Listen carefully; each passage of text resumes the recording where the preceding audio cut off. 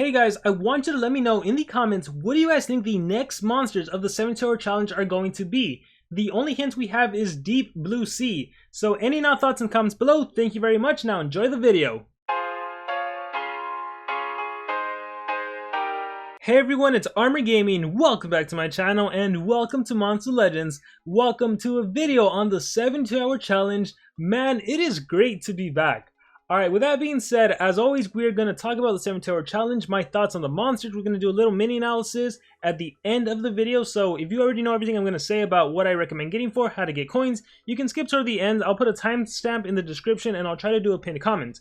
With that being said, if you just want to hear my voice, or if you're new to this channel, new to Monster Legends, new to the 72-hour challenge, the way this event works is very simple. It's one of the easiest events. You get challenge coins by participating in player versus player. So hopefully you have been taking my advice about not using your PvP attacks and instead just waiting for a 72-hour challenge, because as soon as you see that 72-hour challenge, you are free to attack endlessly. Now, you get challenge coins by winning a PvP battle. So my recommendation is to get to Legendary 4 League if you can. If you're a newer player out there, it's possible. Trust me, check out my new account series. I was able to get into Legendary 4 League in like 2 or 3 weeks with a triple Pandakin team. So it is definitely possible to do that.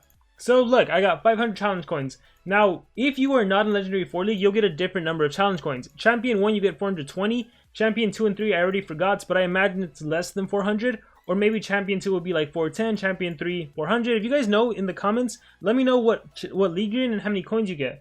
But with that being said, yeah, it's just very simple. You literally just win. And every time you win a battle, you spin the roulette wheel and you get your 500 challenge coins or whatever challenge coins depending on your league. So I highly recommend that you do not exit out as soon as you win a battle. If you're used to just exiting out really fast, nope, you gotta spin the roulette wheel or you won't get your challenge coins. And it's all 500, okay? Don't bother using a gem to spin again, because basically you just give up 500 coins to get 500 more, or again, whatever league you're in. So just as soon as you get challenge coins, exit out, and that's how you get challenge coins. If you're having difficulties in whatever league you're in because the opponents are way tough, the best recommendation I can say is to put a very weak defense team. Notice how my defense is all losses because I have common monsters on defense. That way you can get a revenge battle. You'll tend to notice that the revenge battles are a lot easier than the league you're in. So for example, especially for newer accounts, if you have level 20 monsters and you're battling level 100 monsters in Legendary 4 League, Put level 4 monsters on defense, and when you do revenge, you're going to battle players that you can beat most of the time. So that is my advice to anyone out there having difficulty winning PvP. It always works. It's so easy. So with that being said, also if you're a new account, make sure you never have your shield active. When your shield becomes active, it'll show right there below leagues, and basically you can't be attacked for 3 hours. If you can't be attacked, that means you can't get any defense losses. So anytime you see your shield, just check it frequently. Anytime you see your shield, make sure to break your shield. But with that being said, you go back into the 72-hour challenge, and here it is. See, I now have 1,800 coins because I won 3 battles. So depending what monster you go for, it's going to cost a different number of challenge coins. So starting off with the epic monster, at the very most, assuming it takes until the very last card to get the monster, it's going to cost you 8,000 challenge coins. The monster in the middle, Nexor in this case, it's going to cost 14,740, assuming you get him at the very last card. And then Thyra, the monster at the far right, is going to cost 23,715, again, assuming the last card.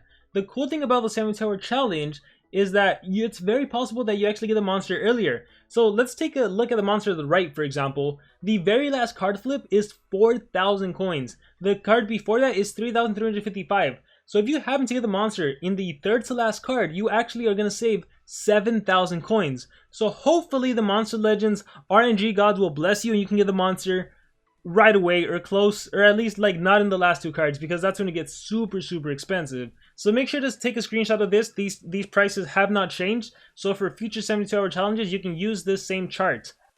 Alright, and with that being said, SocialPoint actually had an event. It was for a chance to get a Moonhaze alternative skin, and they essentially verified that there is going to be another 72-hour challenge after this. So this is the Electric Pain 72-hour challenge, and they had players guess the monsters. I'm curious, did anyone actually guess correctly? Because I was way off. When I thought of Electric Pain, I'm like, okay, what monsters can deal lots of pain non-stop? And so the first monster that came to mind was Rodent. I'm like, wait a minute though, Rodent, he is not a epic monster, he's a rare. So then I thought, okay, epic monster, you know what? the storm, you know, the storm looking monster. That's a representation of thunder. That's pain. So I thought it was going to be him. And then I'm like, oh, you know what? SocialPoint is going to be super generous. They're going to give out a Voltic for sure. And then I also thought Tempest, you know, another Thundercloud. And I'm like, those are the Thunder Pain monsters. I was way off. It's Nexor and Thyra, which I guess kind of makes sense. These two monsters, if I'm not mistaken, they came out around the time the Mad Max movie came out, if I'm not mistaken. So with that being said, these are the Electric Pain monsters.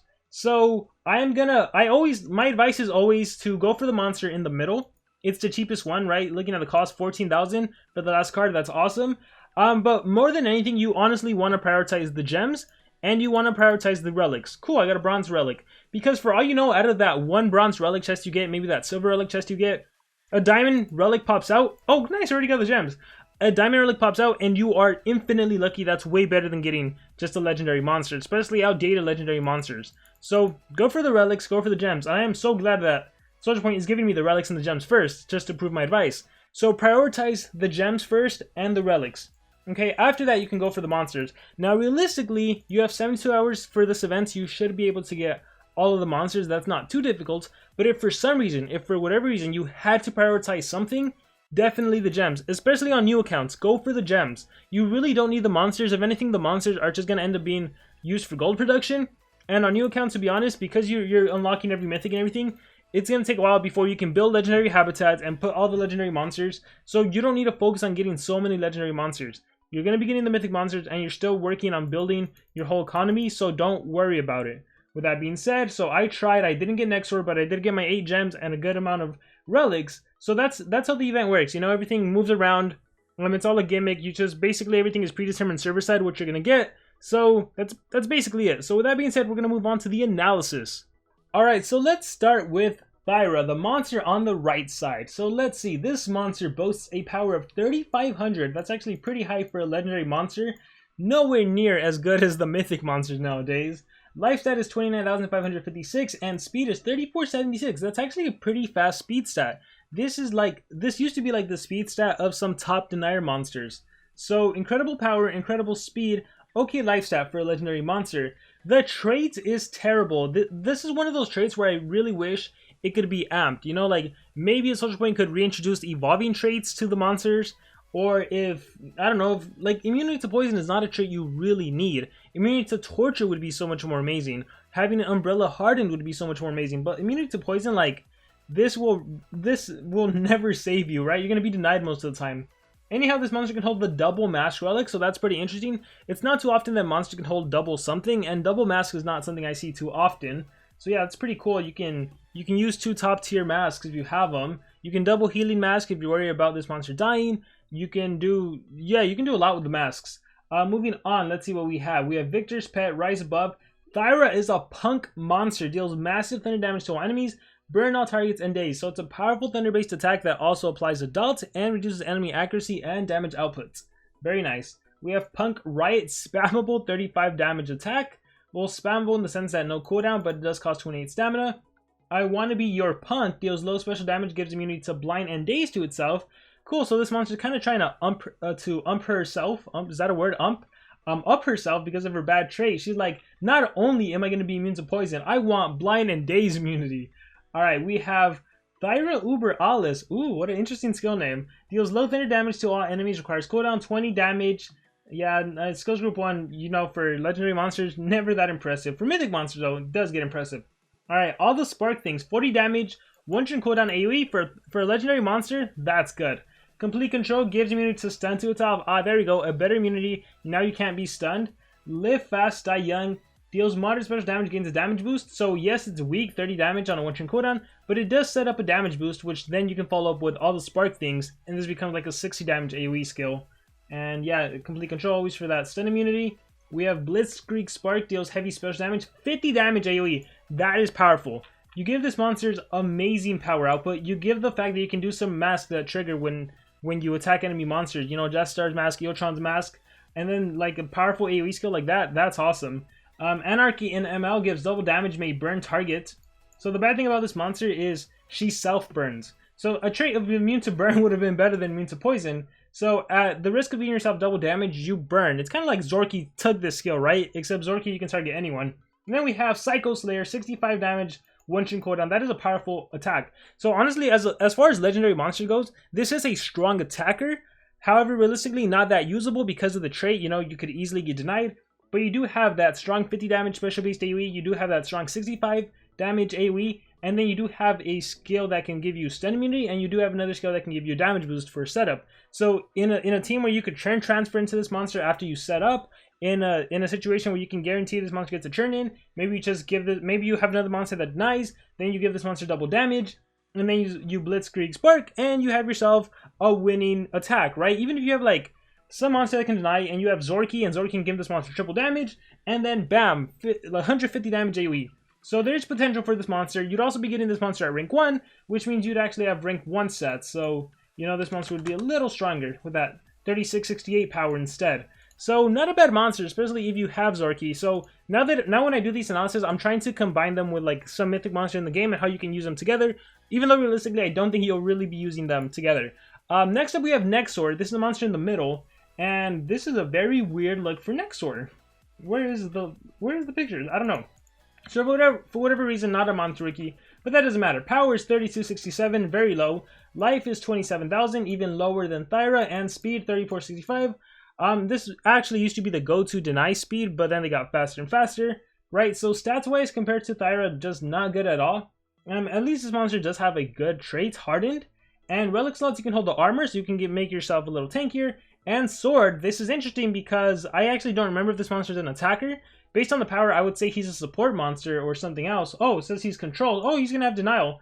So if that's weird because we don't usually leave the sword relic on deniers. But let's see.